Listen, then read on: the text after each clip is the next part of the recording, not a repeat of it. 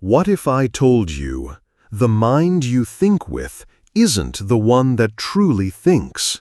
That behind your thoughts, behind your emotions, and even behind your identity lies a deeper intelligence, one that does not live inside your skull, but beyond it? An ancient awareness whispered of in mystery schools, hinted at by philosophers, and felt in rare moments of stillness. Could it be that your brain is merely the receiver, not the source? Since the dawn of civilization, humanity has been obsessed with the idea of mind, where it comes from, what it is, and what powers it. In modern times, we've been taught to see the brain as the throne of consciousness. Neurons firing, synapses connecting, chemicals mixing, and somehow thought emerges. But this view is woefully incomplete. Long before the microscope or the MRI machine, the sages of Egypt, the mystics of India, the philosophers of Greece, and the shamans of forgotten tribes all spoke of a different kind of mind, a hidden intelligence flowing through us but not of us. They claimed the true mind, the cosmic mind, does not reside in flesh, but in fields of energy, sacred geometry, and unseen forces that transcend space and time. And here's the shocking part. Modern science is slowly catching up. Quantum physicists speak of consciousness existing as a non-local phenomenon. Neuroscientists are discovering that the brain might be more of a receiver than a generator, tuning in to a frequency we cannot yet measure. So who or what is doing the thinking? Who are you when your brain is quiet? And what is the mind that lives beyond the brain? In this video, we will explore ancient teachings that describe the mind as a cosmic force, why modern science is beginning to validate these mystical insights, the hidden layers of consciousness that go beyond thought, and most importantly, how to access this deeper mind in your daily life. This is not just a journey through history or theory. It is a revelation, one that could change how you see yourself, your thoughts, and reality itself. Welcome, seeker. The ancient doorway is open once more. Shall we step through? To understand the mind beyond the brain, we must journey back, not decades, but millennia. For this is not a new idea. In truth, it is one of the oldest. Across ancient civilizations, scattered across deserts, mountains, and hidden valleys, the idea of a mind that transcends the physical was not theory, it was truth. A truth guarded by mystery schools, kept alive in sacred symbols, and passed from master to initiate in whispers and riddles. Let us begin in ancient Egypt, the land of the Nile and starlit pyramids. To the Egyptians, thought did not originate in the brain. They believed the heart was the seat of intelligence and soul. The brain, in fact, was discarded during mummification. But behind this seemingly primitive idea was a deeper insight. They saw the body as an instrument of something greater. The Ka and Ba, aspects of the soul, were said to dwell outside the body, interacting with it, but not contained within it. In the Upanishads of India, written over 2,500 years ago, sages spoke of the Atman, the eternal self, beyond the body and mind. They described the manas, lower mind, the buddhi, higher intellect, and even subtler still, the chitta, the field of memory and consciousness not bound to any organ. Thought, they said, was not yours. It was part of a great ocean of awareness you could tune into. The Greek philosopher Plato hinted at this too, proposing the realm of forms, a dimension of pure, perfect ideas that the soul once knew and could remember. He believed the soul, before incarnating, existed in this immaterial world, and that knowledge was not learned, but recalled, drawn down from this deeper mind. Later, the Neoplatonists, like Plotinus, expanded on this. They described three realities: the One, pure unity; the Nous, divine mind; and the Soul. For them, the Nous was the source of all thought, the generator of form and meaning, far beyond the flesh. The brain, a conduit, a filter, a shadow of what mind truly is. But this knowledge didn't stop there. In Tibetan Buddhism, advanced practitioners speak of the clear light mind, a luminous, formless awareness that exists before thought.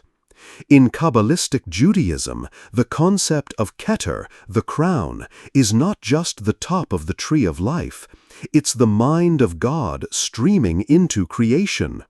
And in Sufism, mystics seek the qalb, not the physical heart, but a subtle center of perception that receives divine knowing.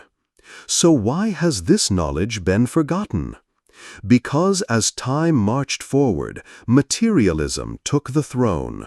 The Enlightenment shifted our gaze toward the measurable, the observable. The scientific method, though powerful, left no room for the invisible. The brain was dissected, mapped, scanned, and mind was reduced to synaptic sparks. But the mystics warned us, when you look only at the mirror, you forget the light it reflects. This knowledge was never lost. It was hidden, veiled behind symbolism, encoded in rituals, guarded by those who knew that not all were ready. The emerald tablet spoke in riddles. Alchemy spoke of turning lead into gold, when in truth it meant transforming the base self into the divine self, awakening the higher mind. Today, we are beginning to remember. Across disciplines, the ancient truths are being rediscovered. And the question returns with new urgency. If your thoughts do not come from your brain, who are you, really?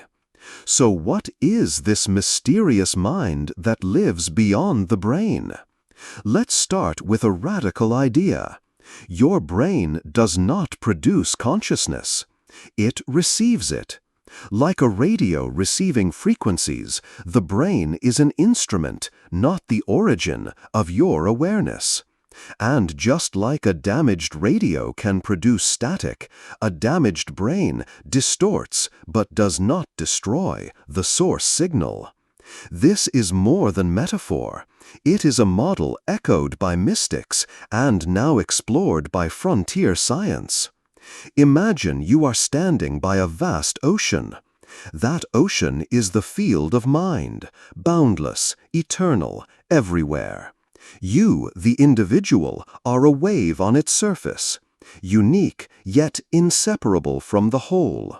The brain? It is like a seashell held to the ear, capturing echoes of the vastness, turning the infinite into something you can hear, think, feel. But the ocean exists whether you hold the shell or not. Now let us descend deeper. There are layers to mind, realms within realms. In ancient esoteric schools, these layers were described like a ladder of perception. The surface mind. This is your daily chatter, the mental noise, the planning, worrying, imagining. The subconscious. Deeper, more automatic, where habits, trauma, and instinct reside. The superconscious, rarely touched by the average person, This is where inspiration strikes, where visions and synchronicities arise. Artists glimpse it, saints dwell in it. And beyond them all, the universal mind. The Akashic field, the Logos, the infinite intelligence some call God. Here's the twist. You are always connected to all these levels, but you're not always aware of it. Why? Because the brain, for all its brilliance, is a filter, a limiter. It narrows the fire hose of infinite knowing into a manageable trickle. This theory, known as the filter theory of consciousness, was proposed even by early psychologists like William James and Henry Bergson. They argued that consciousness is not produced by the brain, but transmitted through it, like light through stained glass. Mystics knew this long ago. When you meditate, when you dream, when you are in flow or ecstasy, you loosen the filter. You access more of the mind beyond the brain. This is why monks, shamans, and sages pursued altered states, not as escape, but as initiation into higher levels of reality. Let's take the metaphor further. Picture your mind like a house. Most people live on the ground floor, in the kitchen and living room, day-to-day thoughts. But there are stairs, an attic of dreams and visions, a basement of fears and shadows, and higher still, a tower with windows that look out across all time and space. But many never climb. Why? Because the modern world tells us the house ends at the ground floor, that anything beyond is fantasy, illusion. But the signs are everywhere. Think of when you knew something before it happened, or when an idea emerged fully formed from nowhere, or when two people thought the same thing at the same time. These are not glitches, they are glimpses. Echoes of a mind beyond locality, beyond neurons, beyond biology. And this is just the beginning.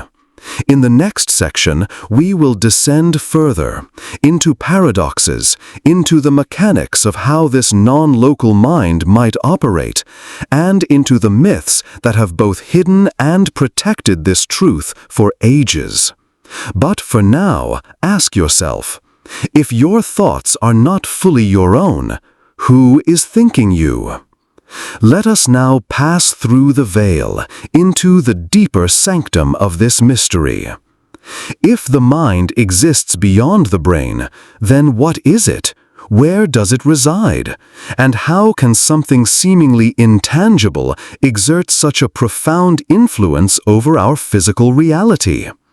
To begin, we must embrace a paradox. The mind is nowhere, and yet it is everywhere. In ancient Vedic philosophy, this was expressed through the concept of the Akasha, the subtle etheric field that permeates the cosmos and records all thought, all experience, all memory. This is not metaphorical poetry. It was said that sages, tuned through meditation and purification, could access this cosmic memory. They didn't think their thoughts, they received them. Modern thinkers like Carl Jung touched this realm in a different tongue. He spoke of the collective unconscious, a shared psychic pool from which archetypes, dreams, and synchronicities emerge. These archetypes are not created by individual minds, but inherited, eternal patterns of meaning that exist independent of personal experience. This begins to point us toward a deeper truth. The mind beyond the brain is not personal, it is transpersonal, a universal field of intelligence in which individual consciousness arises, like whirlpools in a great river. Each of us is a swirl of experience, but the water is shared. Now enter the Hermetic principle of mentalism. All is mind, the universe is mental. This ancient axiom from the Hermetic tradition suggests that reality is shaped by mind, not the other way around. That matter is a manifestation of consciousness, not its cause. Let that sink in. This flips everything. In this worldview, your thoughts do not exist inside your head. Instead, your head exists within the greater mind. You are not thinking about the world is thinking itself through you. And this is not just esoteric speculation. It echoes through modern quantum theory, which reveals that the act of observation seems to affect the outcome of experiments, that consciousness and matter are entangled in ways we do not yet understand. But there is resistance to this idea. Why? Because to accept it would unravel the materialist worldview that governs modern science, education, and medicine. It would mean that death is not the end, that thoughts have creative power, and that we are not isolated biological machines, but divine instruments of a vast intelligence. And such knowledge is dangerous. Dangerous to control structures, dangerous to institutions built on the illusion of separateness and disempowerment. This is why it was hidden, why mystic traditions passed it in whispers, wrapped in symbols, guarded by riddles. Because if you realized who you truly are, if you understood that you are a node in an infinite mind, you could no longer be controlled. You would wake up. Let's touch on one final metaphor. In Tibetan Dzogchen teachings, the highest level of mind is called Rigpa, the pristine, ever-present awareness that exists before thought, before self. It cannot be grasped, only recognized. To know Rigpa is not to learn something new. It is to remember what was always there.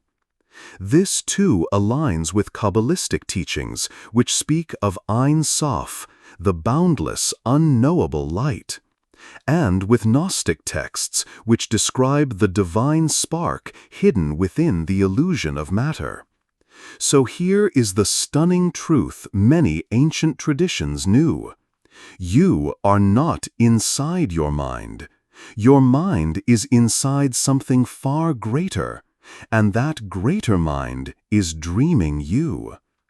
In the next section, we will ground these revelations, exploring how to access this expanded mind, how to tune your inner receiver, and how to walk in the world while rooted in the invisible.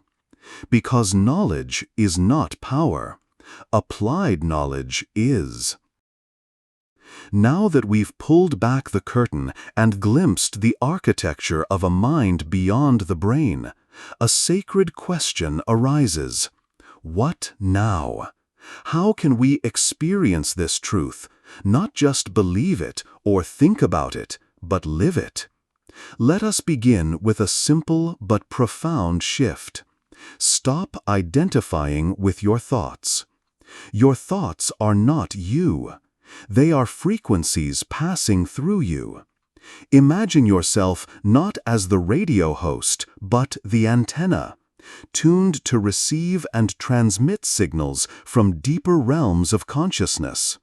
When you realize this, something extraordinary happens. You gain choice.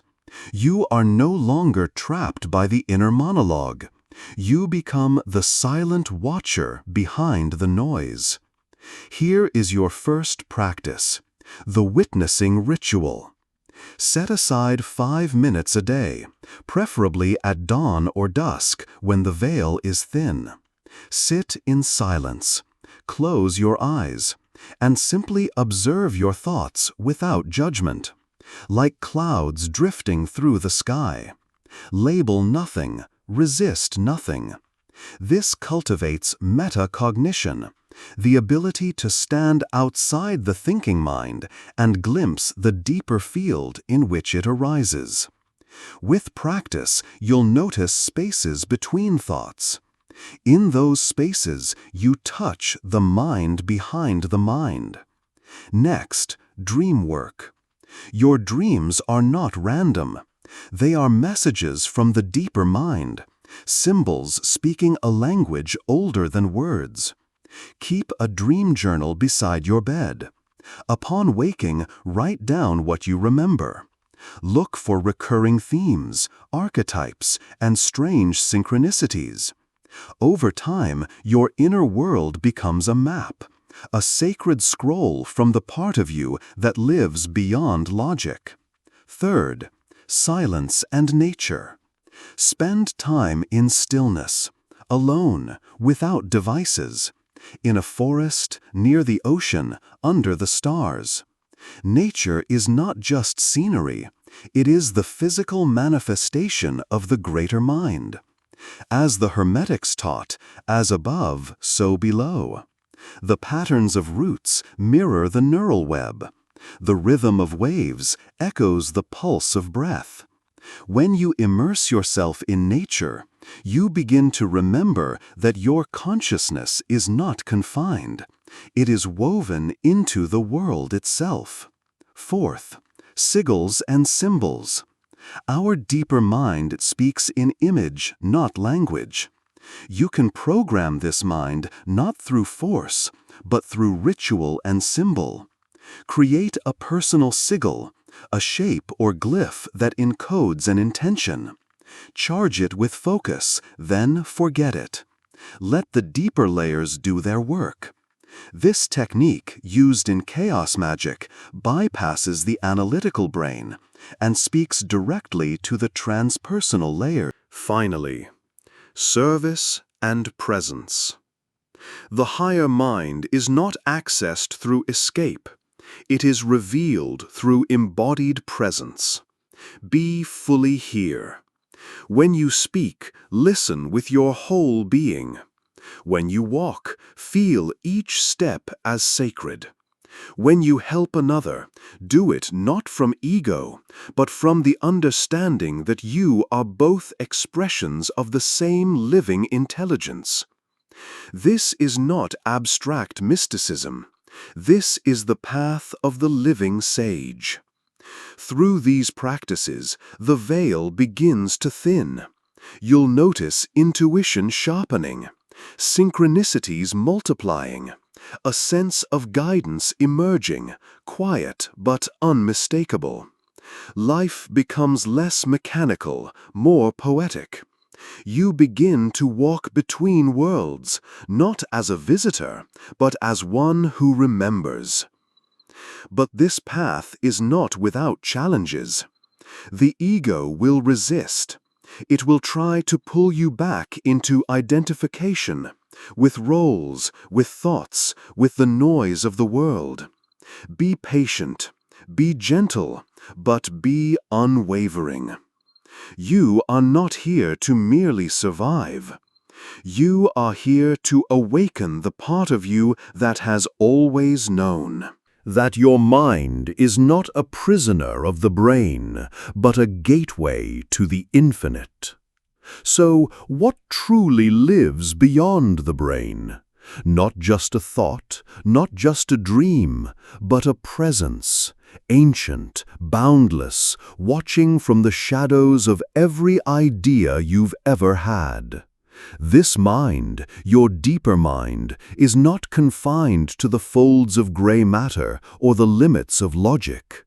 It is the same source that moved the mystics to write in fire, that whispered secrets to shamans under moonlight, that called philosophers to question the very nature of reality. It has been called many names: Atman, the higher self, the oversoul, the inner light. But names are just echoes. What it is cannot be named, only known, felt, remembered. Let's revisit the path we've walked. We began by peering through the veil, questioning whether the mind is merely a product of neurons or something more elusive, more vast. We then journeyed through history and myth, tracing how ancient sages saw the mind not as a machine, but a sacred mirror to the universe itself. We explored the layers and dimensions of consciousness, unraveling the illusion that you end at your skin or skull. We dove deeper still, uncovering paradoxes, hidden truths, and the metaphysical terrain behind thought. And finally, we returned to the present moment, with real tools to awaken the part of you that has always lived just beyond the threshold of words. So now, a question remains, a sacred question only you can answer. If your true mind is not in the brain, then where exactly are you? Don't rush to answer. Let it linger. Let it disturb. Let it awaken. Because the moment you ask it not from intellect, but from stillness, the door begins to open. And behind that door is not more information, but transformation. You are not just a thinker. You are not just a dreamer. You are the dream and the dreamer, the echo and the source. So step gently, listen deeply, and know this: the mystery is not out there. It's you. It's always been you. If this journey stirred something within you, some ancient remembrance, some strange resonance, then don't let it end here. Share your thoughts in the comments. What does your deeper mind whisper when the world grows quiet? And if you feel called to keep exploring these inner realms, subscribe for more paths through the hidden, the mystical, and the true. Until then, stay awake, stay curious, and listen to the mind beyond the mind. Thanks for watching. Subscribe for more.